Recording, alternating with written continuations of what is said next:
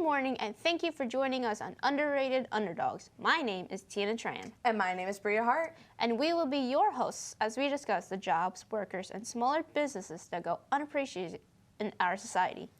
Often in today's world, not everybody takes the time to think about where their food might have come from or bother tipping their local coffee shop barista.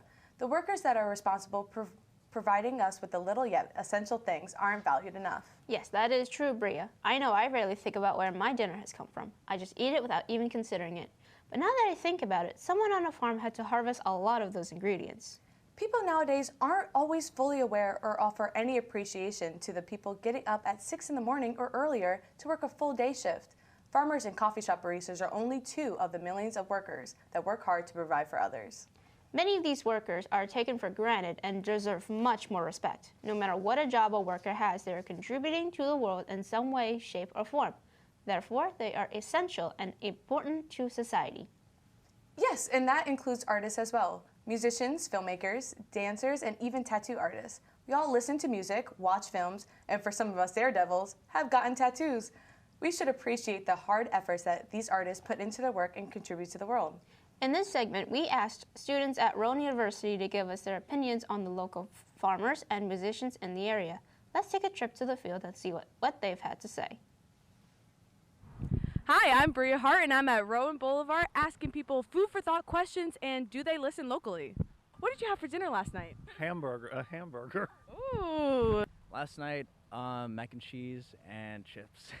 Do you have a favorite produce? Do I have a favorite produce?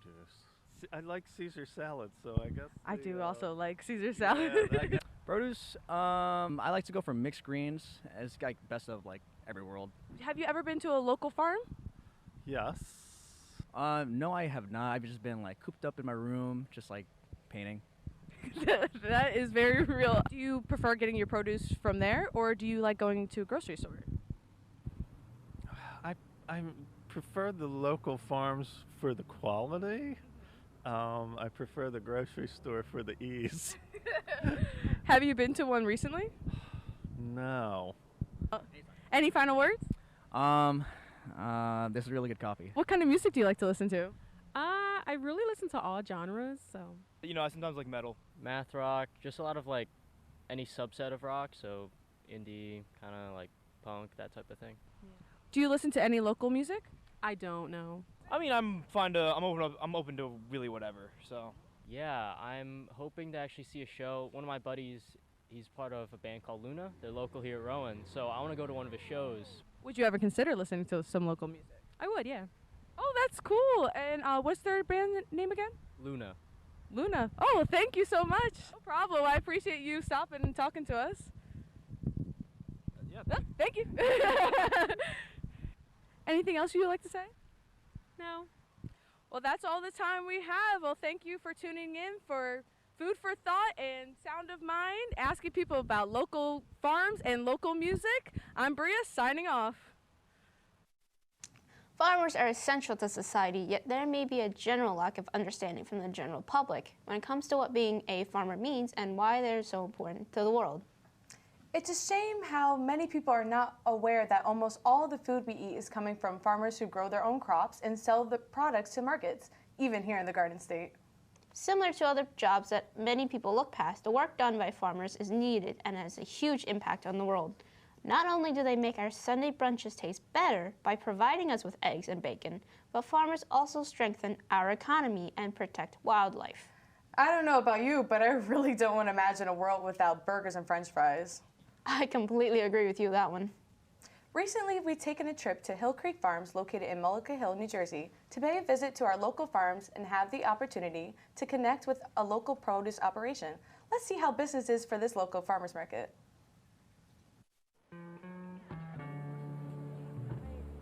Fall is here again, and Hill Creek Farms, located in Mullica Hill, New Jersey, has opened back up for the season, offering a variety of seasonal delights for everyone to enjoy. The owner of Hill Creek Farms, Fred, is passionate about this farm and everything it has to offer during the fall season. Hi, my name is Fred Cervella. I'm a third-generation farmer here in Mullica Hill, New Jersey. We're apple farmers. My grandchildren work here today. That makes the fifth generation now working the farm. It is a truly agritourism facility. We've created a venue where it's fun for the entire family. Our mission was to create something where both the moms and the kids could come out, hang out, and have a great time. Okay, activities that we have on the farm here at Hill Creek Farms, when we say fun for the whole family, include things like hay rides out to the orchards, to the pumpkin patch.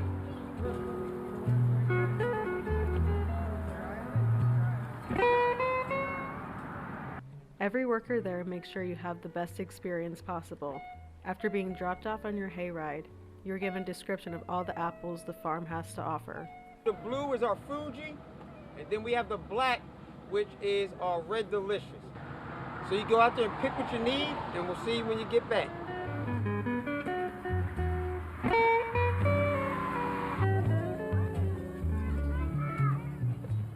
People come from near and far to visit Mullica Hill to stop by Hill Creek Farms to enjoy all their fall festivities. This is my first time at the Hill Creeks Farm. Amazing experience. My kids are enjoying the barrel ride. Love the apple cider. Hot apple cider, just absolutely delicious with a great apple cider donut. It's just delicious and it's a great time. Kids enjoying themselves, having a great time.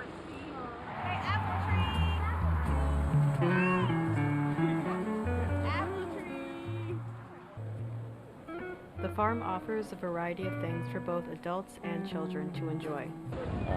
For the adults, we have things like the winery.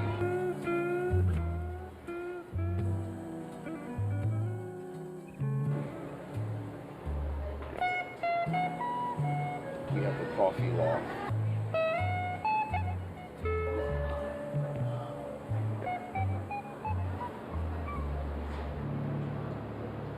Of course, we have a bakery where everybody can get fresh baked cider donuts made from scratch.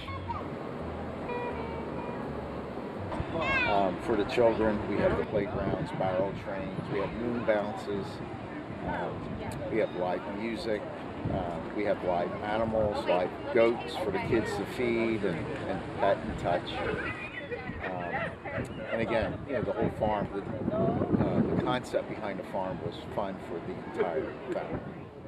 At Hill Creek Farms, they invite you to embrace the beauty and flavors of the fall season.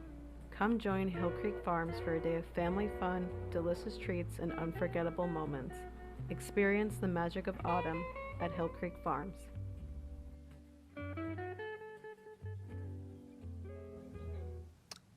I have to say, I'm not sure which would be the worst. A world where I can't eat my favorite foods or a world where I can't listen to my favorite music. That's a tough decision, Bria. Even I wouldn't be able to decide. Now that we're on the topic of music, all mainstream artists have to start from somewhere, and that's why it's important to support your local musicians. Smaller musicians and artists in general are often devalued since they aren't well known, but people don't see the hard work and dedication that goes into every artistic decision they make. Whether they be well-known or nameless, musicians and artists should be appreciated for all they bring to the world.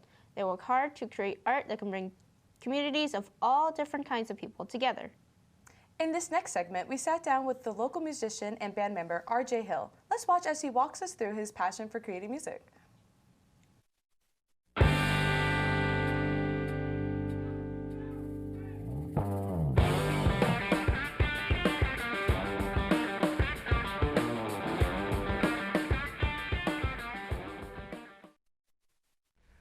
My name is RJ. I'm a local musician from South Jersey. I play in a lot of different bands. My main two right now are a band called Vespid and a band called Polaroid Fade. I am the drummer in Polaroid Fade and the guitar player in Vespid.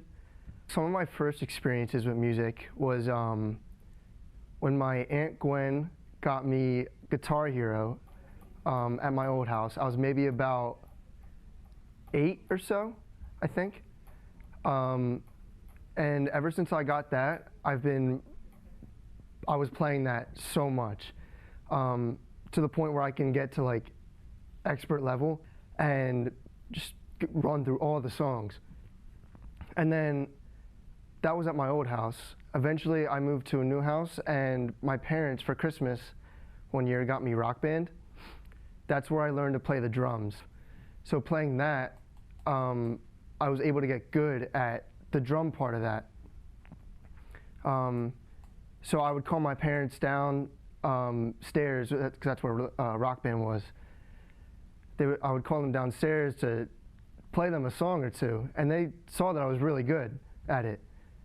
And I would just be getting better and better at the songs, because you could see the progress at the end. It would be like 99% completion, like all the way through. And then eventually they got me a kit, a drum kit.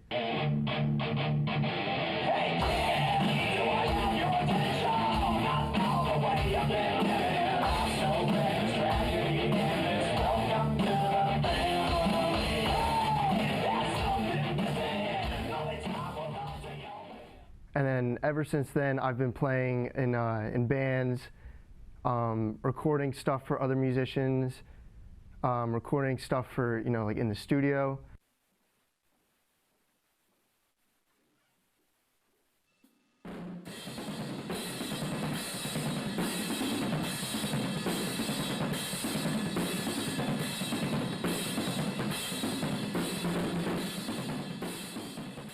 My biggest musical influences growing up definitely will have to be Dave Grohl of Foo Fighters.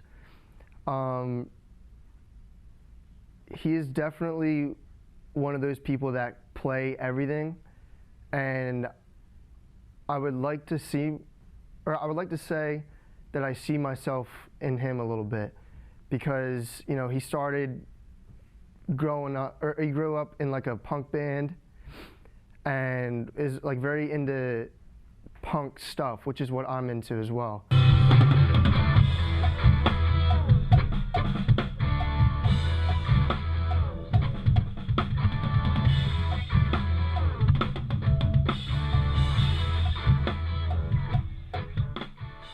To perform for a live audience is very exciting. I can recall one show that I did. It was actually October 28th and the 31st. I played at the Anchor Rock Club, which is a bigger show for me. That was with the band Polaroid Fade, and we got to play like a 30-minute set. It was really cool. The place was packed, and we got a good spot on that, so everyone was watching for us, and I thought that was very exciting for me, because I had a lot of eyes on the band. So the creative process for making music for me basically just consists of me sitting in a room until I get something that sounds good. Sometimes I'll listen, I'll even take a break. Sometimes I'll even listen to music. I do have a record collection, and I'll just throw on a record to get some inspiration. I'm also a big fan of changing scenery, so I like to move around a lot, and if I have, like a different scenery, I guess, that can help inspire me to write something. I remember one time writing on the trampoline in my backyard, just for fun. It was a nice day out, and so I just started writing. Took my guitar out. It's actually this guitar right here. Took this guitar outside, sat on the trampoline, started writing. I feel as if music was definitely my calling. I'm lucky and very grateful that I found what I liked early on in life, and from when I first got my kit all the way up to when I first got my first guitar, it's always just been music from there. So I do not regret that at all. I feel like it has done me good in life. So.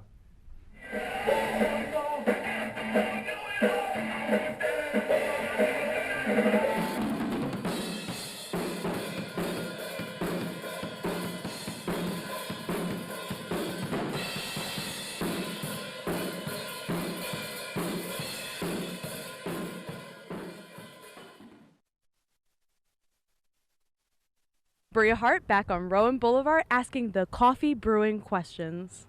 Do you like coffee? Yes, I do. No. Yeah. Yes. Very much. What is your drink order then? Water. Water? That's respectable.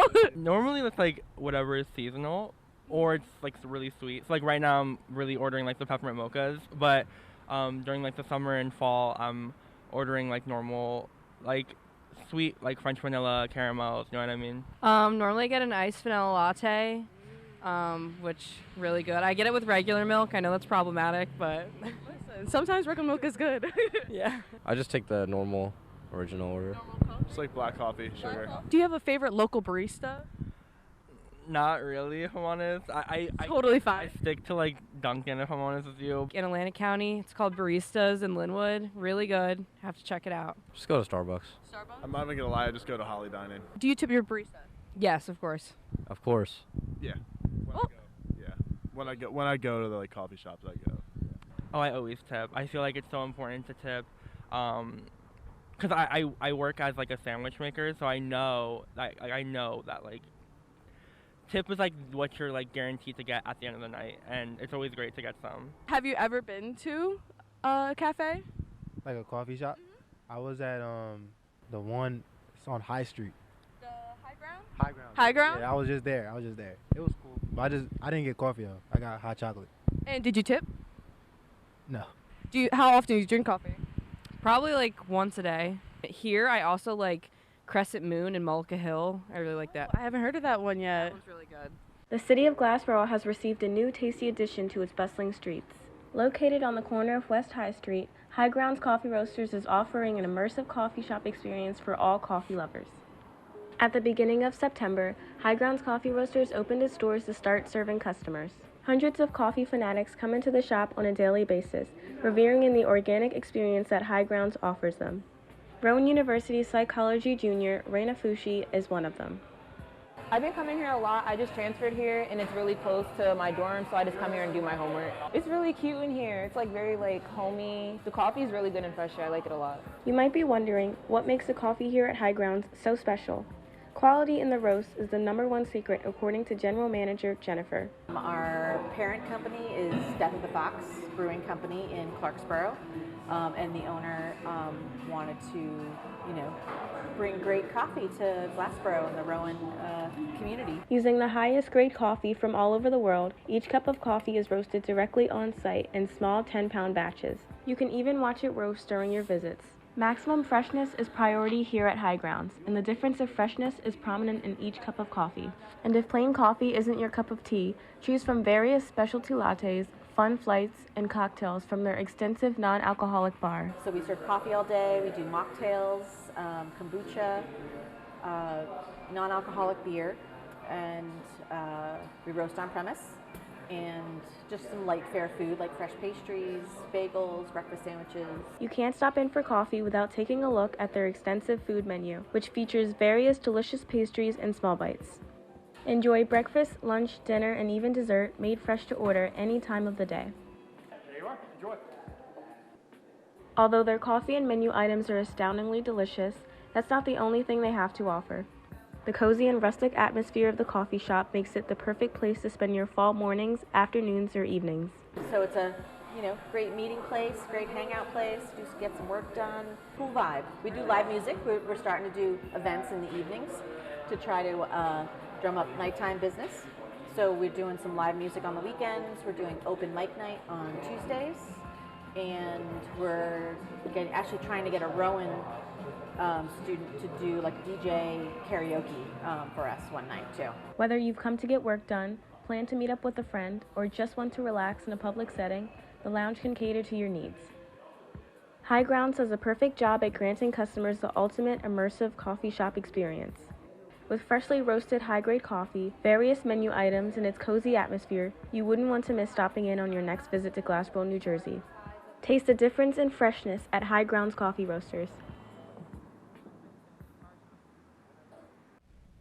Welcome to the studio.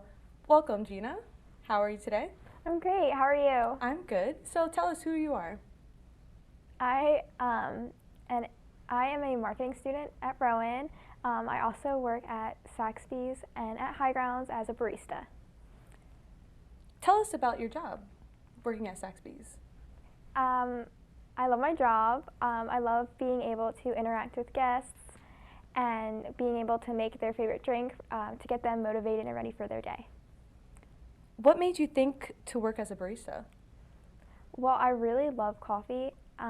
So when when I was still in high school, I got a job at a small cafe, and I loved it. And unfortunately, they've closed since then. So as soon as I got to college, I was able to apply at Saxby's and continue just working as a barista, just making drinks that I think taste really good because I really love coffee. What's the hardest thing about being a barista? That's a good question. Being a barista, to me, is pretty easy. You just have to get like the techniques down to like steaming milk, making sure the espresso tastes right when it's pulled, and this extraction time and stuff. So I guess like that's the hardest part, is just getting the techniques down and making sure like the drink just tastes good enough for the guest's taste. Do you enjoy working as a barista? Yeah, I love it. What's one of your favorite things about working as a barista? My favorite things is interacting with the guests and making them happy and really enjoy what they're drinking. Because like when I make a drink or if someone else makes a drink, I feel like it's important. Let's just say this, like if you go in a coffee shop and you get a drink, you want it to taste really good because it might be like the start of your day, or like you're ending the day, or about to have a study session, and it's important that the drink tastes good, it gets you motivated, it gives you energy. So it's good to be able to give that to someone and provide that for them. Do you ever have rude customers? Tell us about a crazy customer experience you've had. I don't know if I've had any rude customers recently. I know that we've had a guest come in. I personally didn't have to deal with it, but someone else did. They had ordered a latte, and they thought they were getting a cold brew, but it wasn't. So they're like, "This drink is so milky." Two very different things. Yeah, and we're like, "Oh, I'm sorry. I think you meant to order a cold brew, not a latte." And they're like, "Well, I don't know the difference. I thought this is what it was." And it was like a little, made me a little nervous even hearing about it. I was like, "Oh, I feel so bad," because like it's just that they didn't understand what they were ordering or what the difference was. So maybe that, I guess it's like not rude, but it's like it was rude at first. But then we have to educate our guests. Do you make good tips on average? How much do you take home? At Saxby's, we don't make a lot of tips, only because it's college students. Understandable. Yeah. So they'll probably make about $5 a day in tips total, and then like at the end of the semester it gets like divided by everyone. So I think last semester I made $7 in tips for the whole semester. Yeah, it's not a lot. And there's also a lot of the tips. Yeah, there's a lot of people on the team anyway, so it's totally okay because it's not like we get paid minimum wage, so it's not true. How many people work with you? Probably between like 25 and 30 people. Wow. And about how many on shift? Maybe about 6 or 7. Okay, so full shift? Yep. Why do you think baristas are underappreciated? I think that they're underappreciated, I guess, in the way that sometimes, I guess, people are in a rush getting their drink. They just want to be in and out, and they don't care. Or sometimes maybe something isn't, maybe it's made right, but it's not made to the tastings of the guests. And that the guest will just go off on the barista, or maybe not go off, but like bring all the problems that they're feeling to the barista. And sometimes like we don't know how to deal with it. So maybe I feel like that's how we're underappreciated, not by like the team we work with or like our managers, but maybe by guests. They don't understand that we work hard to provide the best drink for them. Completely understandable. How can people appreciate you guys more? I think just being kind and just saying like, "Thank you so much, like this means a lot, like you're making my day," or maybe even just saying thank you or have a nice day. Like when we pass off that drink, like we say like, "Have a nice day, hope you like enjoy your drink," or something, like even if we just receive that back. Trying to get some energy reciprocated. Yeah, yeah, I feel like that would be great. Before we end this interview, I have to ask, what is your favorite beverage to make? My favorite drink right now is a peppermint mocha. Just for the season. I love it right now. And then you can like make it all different with like dark chocolate or like white mocha with peppermint. It's so good.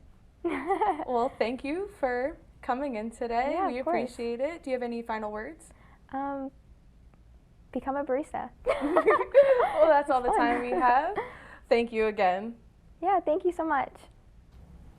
I'm going to be completely honest, I didn't think that making coffee was that tough a job, but now I see being a barista is a lot more than just making coffee. I actually used to be a barista myself. I can confirm that is definitely not an easy job, yet a lot of people don't seem to realize how much work goes into that sort of position.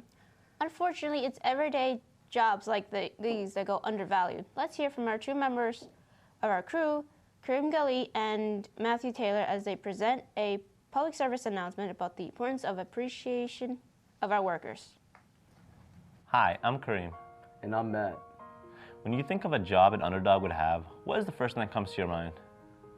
You probably think of sports players, emergency service workers, or some job along those lines.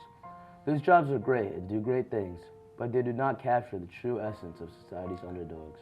That's right, the true underdog jobs are the ones that you don't hear about in the news every night.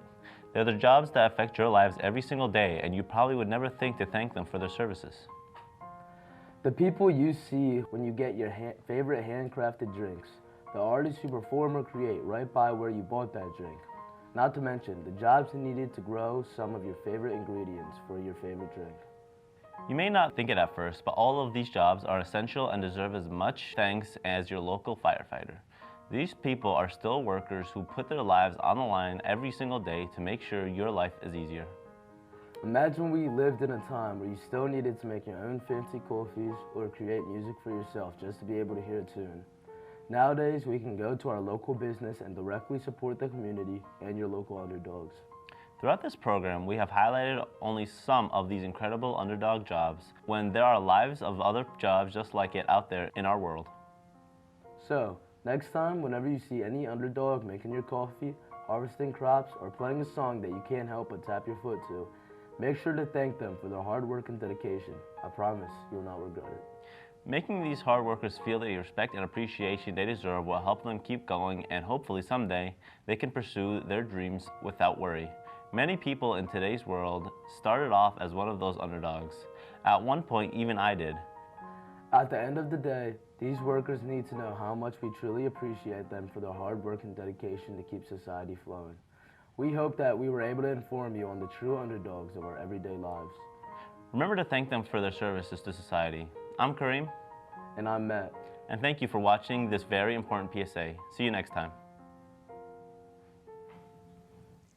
After hearing the different experiences from a barista and a musician, getting a peek into everyday functions of a farmer's market and a coffee shop, and hearing the opinions from the students here at Rowan, we hope all viewers at home now realize the importance of valuing our workers and jobs. And that is all we have for you on this beautiful morning. My name is Tina Tran. And my name is Bria Hart. And we'd like to thank everyone for tuning in with us today. Until next time, this has been Underrated Underdogs.